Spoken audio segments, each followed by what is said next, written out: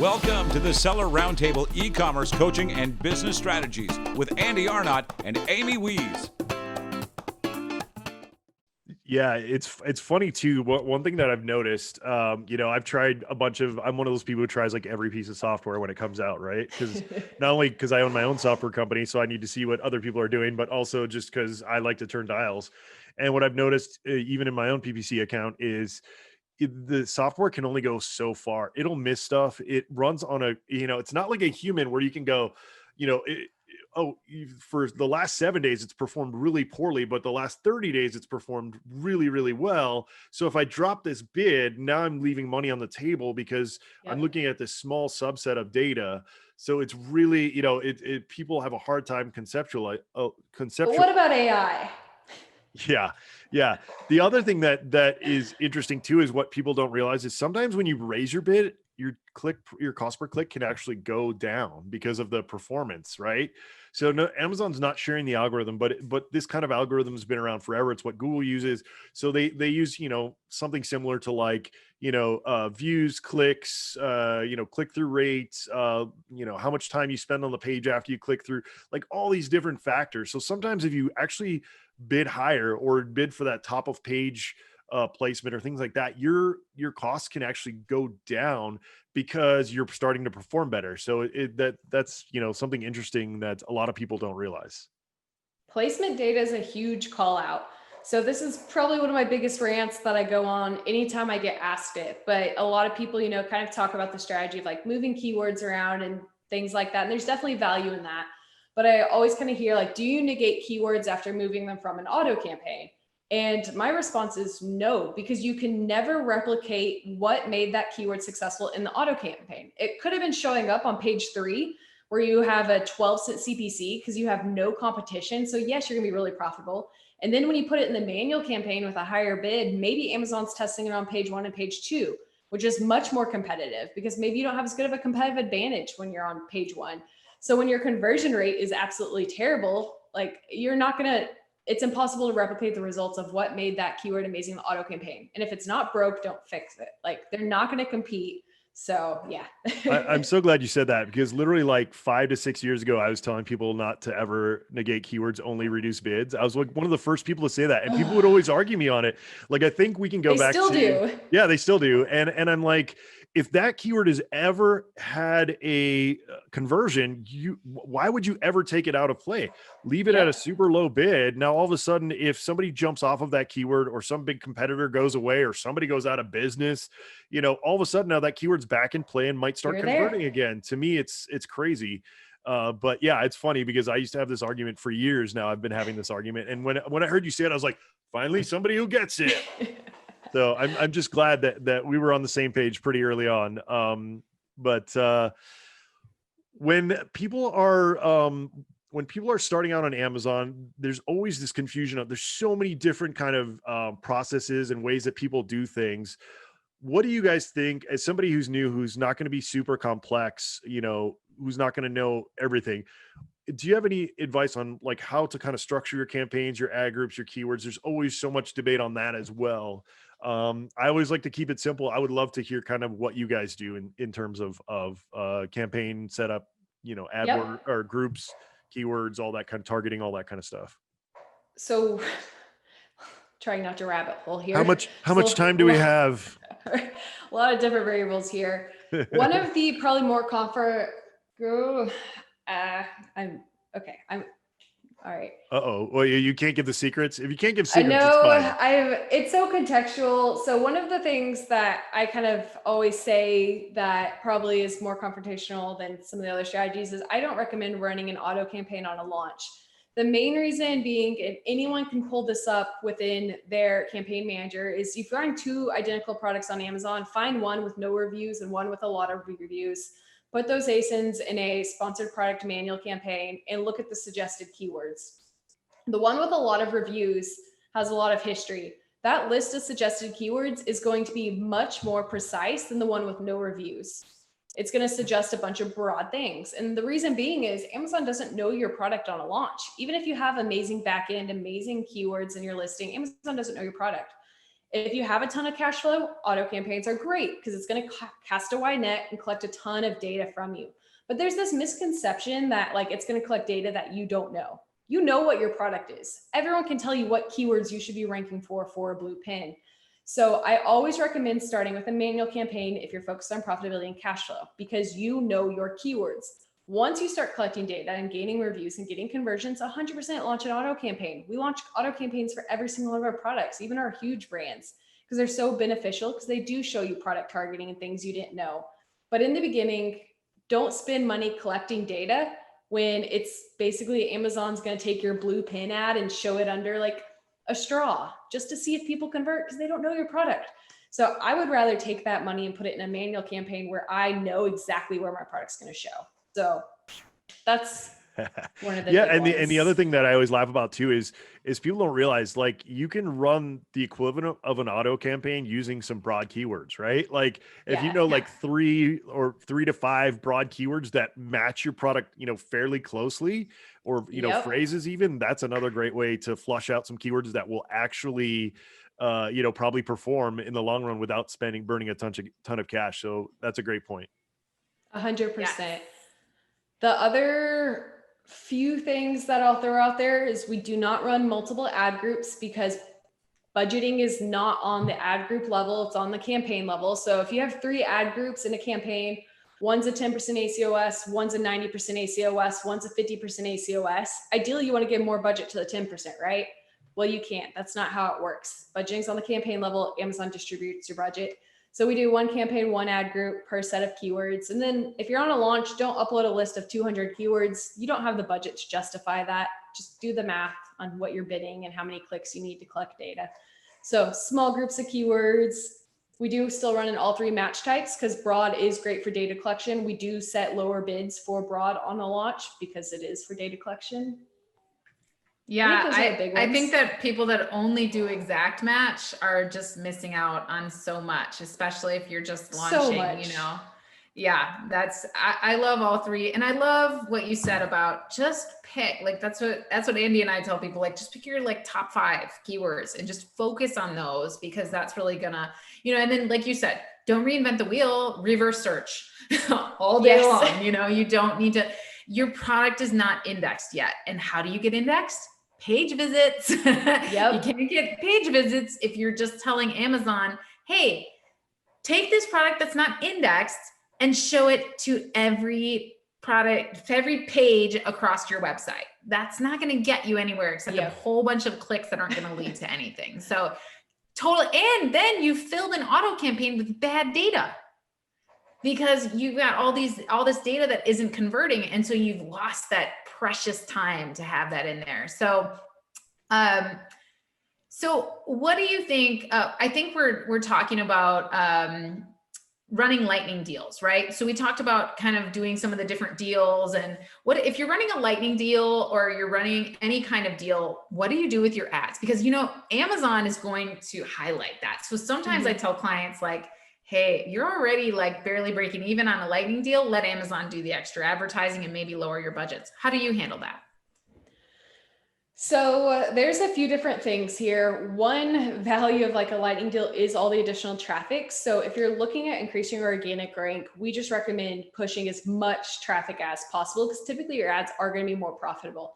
So what we look at doing is making sure we have auto campaigns with that ASIN in there, because then you're going to have multiple placements on the deals page. Auto campaigns do populate in there, and you guys can tell that if you pull your search term report, you'll see a keyword that says today's deals placement. No one's bidding on that. It's populating from running some type of deal. So auto campaigns, we can do much more aggressive. So that way we can win 2 placements on the today's deals page. Another thing, again, sponsored display product targeting. Target every single competitor who you are now cheaper than. Create specific campaigns that say LD in them. Run them only through this time frame and go at them extremely hard. This is a great way to win market share, especially if you have a consumable or replenishable product that you need people to have high lifetime value. So push those. Additionally, we don't typically make too many changes to keywords or sponsor brands, even though in theory we could launch new sponsor brands campaigns that are specifically focused on the deal, especially now that we have the ability to write copy about our deals. So we could do those things at scale. They're a little complex, but that's things I would look at doing. I love that. So I think Amy's gonna bow out. She needs to go do some other. I think she's on another. She's so popular, man. She's just like, what is it? Is it NBC this time, Amy? Why are you too good for us? No, global sources. Oh, okay, sorry. I wish it was NBC. That would be cool. I mean, not that global sources isn't great too, but yes. See you guys. All right, we'll have fun. We'll see you later, Amy. So Destaney, back to brass tacks.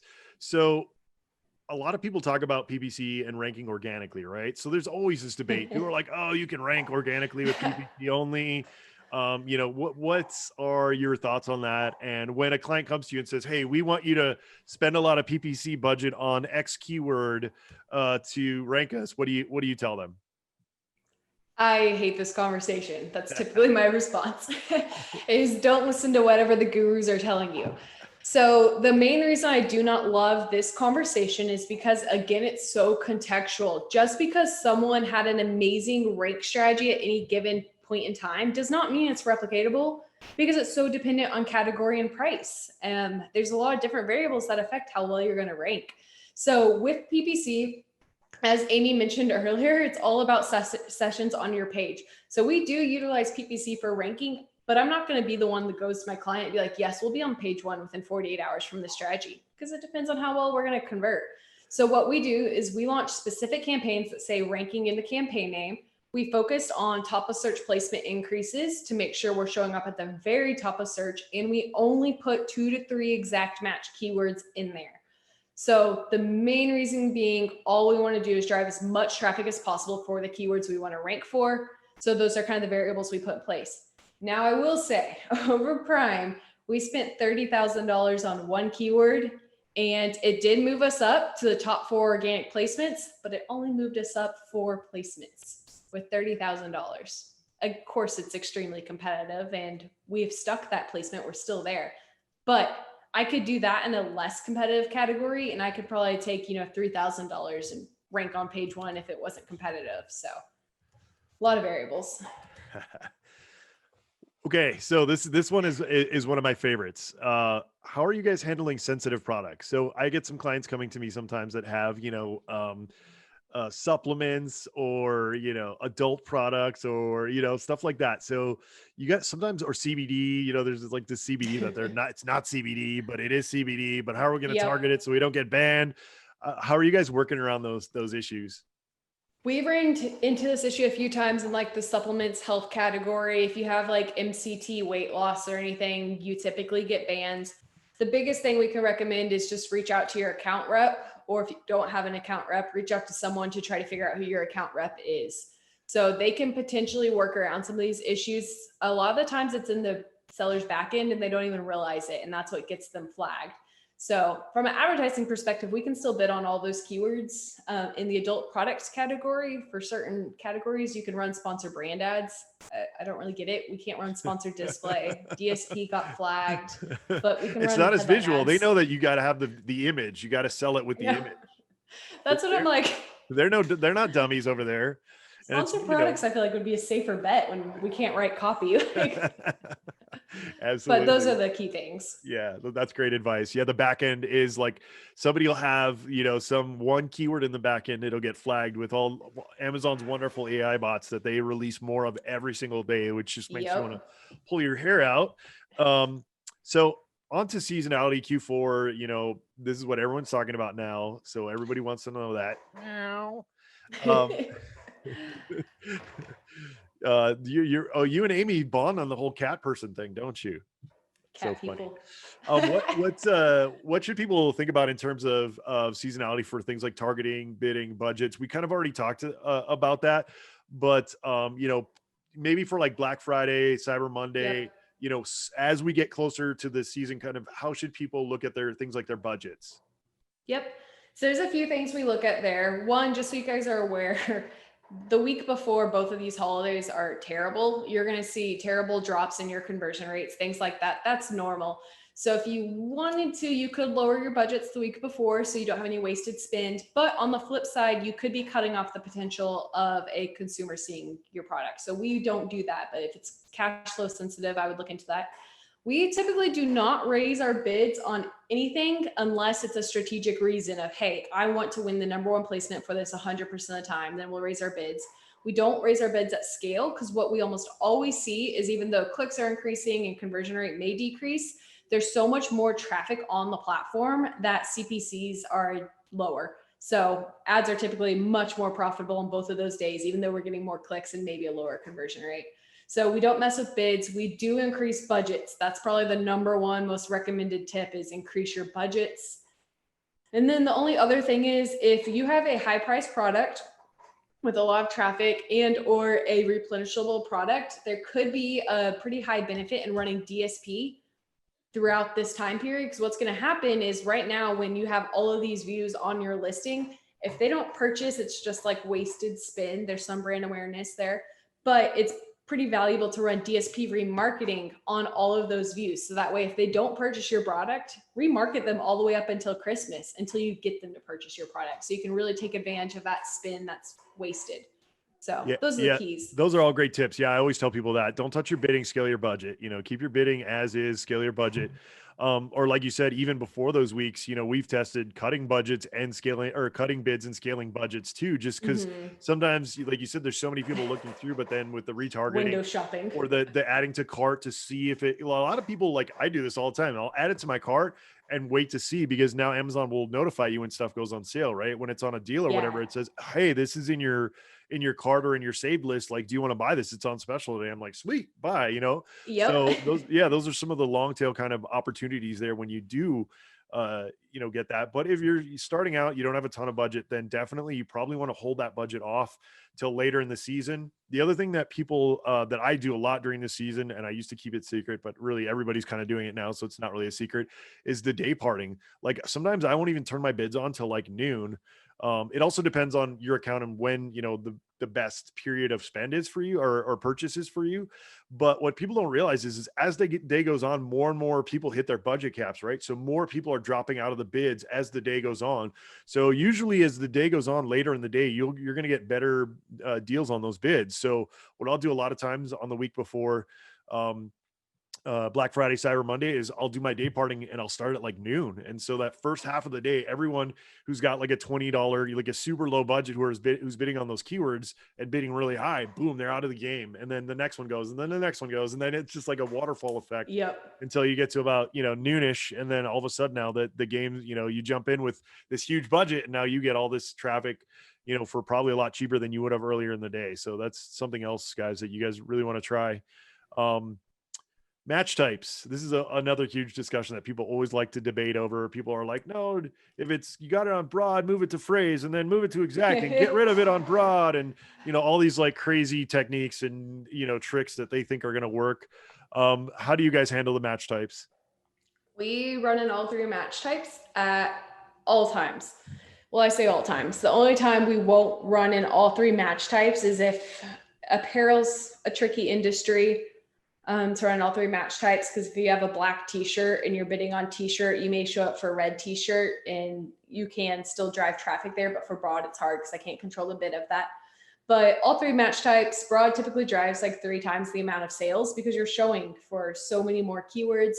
And with your search term report, it's evergreen keyword research. So always run in broad, phrase, and exact. Yes, you can always move them from broad and phrase and put them in exact. But if you negate it, you're cutting off, again, the potential for a sale, and they're not going to compete. So that's kind of our philosophy. Yeah, I agree completely. And for match types, really the only difference is bid, right? So like what we normally do is we'll go, match type on the broad side, our bids probably might be like 50% of phrase. And then, for phrase and exact, depending on how those convert, which you'd be surprised, product to product, campaign to campaign, there's no rhyme, there's no reason, but for some reason, phrase will convert better than exact in some campaigns and vice versa. So, then we just go and adjust accordingly, and then sometimes it'll change by the next month, all of a sudden the exact's performing better now. So those, you really have to keep an eye on those, but really I agree completely. We always run all 3 match types, and we just separate by bids, because that's the best way to do it. If you're not doing that, then you're missing out on a lot of potential sales there. Definitely. So last time you were on, we talked about this, and you had a lot of great advice. And I didn't even know about the deal thing that you said that is now acceptable. But a lot of people don't realize when you do things like the headline ads that, like, really crafting your copy to go along with, sometimes we'll even do like a single or 2 keywords that are very similar, or, phrases that are similar to one headline type, because when people see the exact term that they've searched in that headline, they're more likely to click. Any other kind of advice in terms of writing the copy for those headline ads? The dynamic copy call out is probably one of the best things that you can do to really increase your click-through rate, just in terms of sponsored brands. So again, if I'm selling a blue pin and I have a ton of pins, but my focus on blue pin, only bid on blue pin keywords, which is Merchant Words is actually fantastic for that, because Merchant Words only pulls the root keywords, not relevant keywords. So like if you're only bidding on blue pin, put blue pin in your headline ad. So that way increases the correlation between what the consumer's searching and then what they are seeing. Now, if I'm bidding on like mechanical pins, then put that in there if there's enough search volume. Now, this is super incremental, but it's a great way to increase that click-through rate. I don't have much else on copy, because it's 50 characters, and like it's not a huge focus of us. Right. That's kind of really the only trick, right? I mean, that yeah. maybe or maybe like we said earlier, like I still think you're not supposed to do like holiday or time-based things in your headline. But like I said, if you sneak those in, if you do some kind of holiday copy, like I said, it might get rejected like 3 or 4 times. On the 5th time, they'll let it go. So yep. Definitely try that, guys. So this is another thing you hear all the time, and I think we talked about this a little bit last time, but I still hear it, which cracks me up, is I'm on page 1. Should I turn my PPC off? And I always laugh hysterically. And I assume that you're on board with that. Or no, I'll just hand it over to you. I'm not going to steal the answer, which is a really long, drawn out, detailed answer. So the biggest thing I always say is it doesn't matter if you're ranked number 1, you're not the first thing a consumer sees, especially on mobile, especially with all these random different placements. During Prime Week, they're running this today's deal carousel directly below the headline search ad. So again, you're not being seen at the very top of search if you're ranked number 1. So those are the biggest reasons that I always recommend it. Another reason is if you're not running an ad there, your top competitor is going to be running an ad there. So it's a great way to lose market share. And then number 3, if you do think it is wasted ad spend, run a correlated product there that maybe isn't on page 1. Cross-sell your products. So for a lot of our products that have multiple variations, we'll look at the ones that aren't ranked number 1 and then put our other products there, so that way they can see our full line at the top of search. That's a much better answer than I was going to give. I was just going to say, don't do that. Don't turn it off. Don't do it. No, but those are all great points. And the other thing that people don't realize is, as people are scrolling, people have such short attention spans now. Like, if they see your product and then scroll to the next screen and your product's there again, it almost like plays a trick on their mind too. They're like, oh yeah, that's the one. Boom. People don't realize that, it's the old adage of like, oh, you have to say a brand name like 7 times, or somebody has to hear the brand name 7 times. Some people say it's even more than that now in order to like recall it. And I see it the same way kind of with ads, right? The more times people see that ad, the more there's this little like, the animal brain in the back's going, oh yeah, that's what I needed. That's what I want. And they click and buy. So I always laugh at that one. So, all right. One of my favorite times of the podcast besides, you're looking away. Well, did I scare you off already? No, I'm a little nervous. Like, what time is it? Come on. I'm out of here already. We're almost done. So, the nails on the chalkboard are almost over. What are your favorite books, podcasts, motivational materials? We kind of talked about this last time. Anything new that you're into?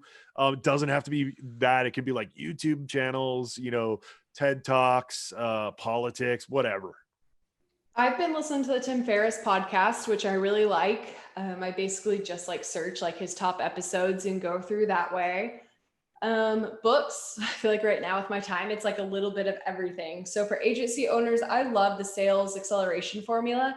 It was really fantastic, a great book to read.